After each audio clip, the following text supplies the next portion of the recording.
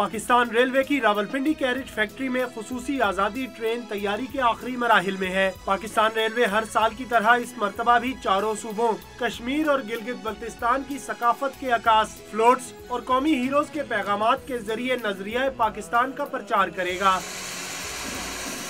सूबों के फ्लोट्स पर मज़ार कायद, शाही कला, फैसल मस्जिद, बल्तित कला और जियारत रेजिडेंसी समेत दीगर अहम तारीखी और सकाफती इमारतों के मॉडल्स बनाए गए हैं। ट्रेन का जो बेसिक मकसद है वो है नज़रिया पाकिस्तान को उजागर करना और पाकिस्तान को बनाने में जो एक स्ट्रगल की गई है उसको उजागर करना।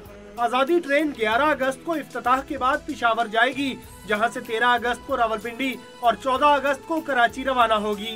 क़याम पाकिस्तान के बाद लाखों मुहाजिरीन को वतन पहुंचाने वाली पाकिस्तान रेलवे आज भी नजरिया पाकिस्तान के प्रचार के लिए कोशां है।